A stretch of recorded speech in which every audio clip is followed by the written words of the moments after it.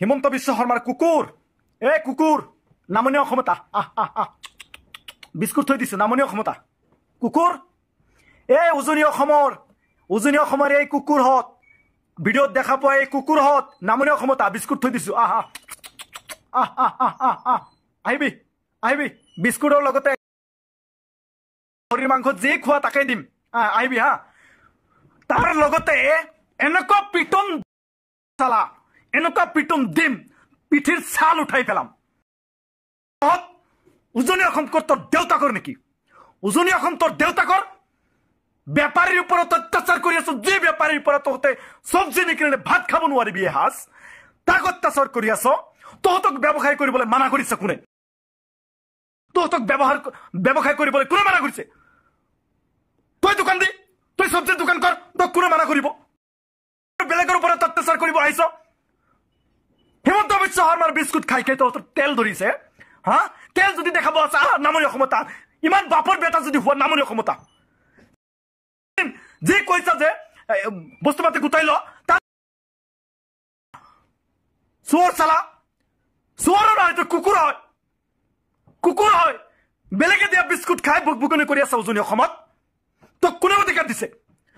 অধিকাৰ দিছে কোনোবা দোকানীক তুই অত্যাচাৰ কৰিবি ভাৰতবৰ্ষৰ যিকোনো প্ৰান্তৰ যিকোনো নাগৰিকে য'ত ত'ত দোকান কৰিব পাৰিব তই বাধা দিবলৈ কোন সংবিধানে অধিকাৰ দিছে তেওঁলোকক তই বাধা দিবলৈ কোন তহঁত বাধা দিবলৈ কোন চালা হিয়ালৰ জাত তহঁত হিয়ালৰ জাত অসমীয়াসকলে এই হিয়ালৰ জাতটোক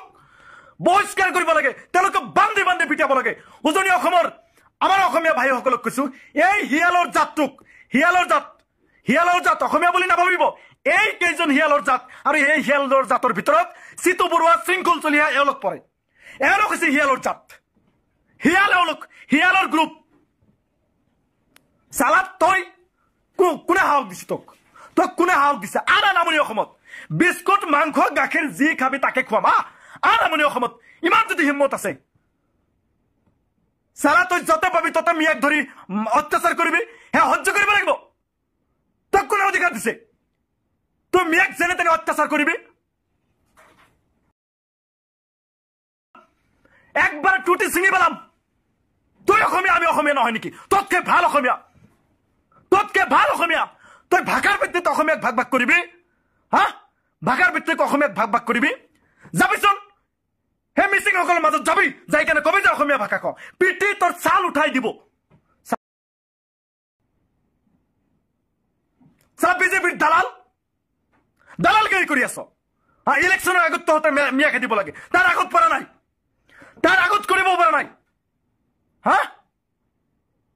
তহঁতৰ কাৰণে বাৰে বাৰে অসমখন ভাগ হৈছে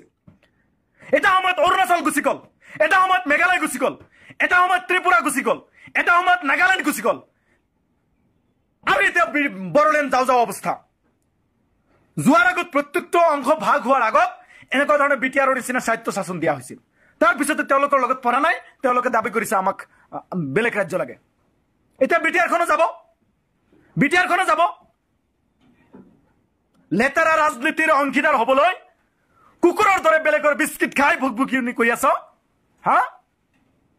অলপ সুস্থ স্বাভাৱিক মগজুৰে আইনসন্মতভাৱে যদি কিবা কৰিবলগীয়া আছে কৰ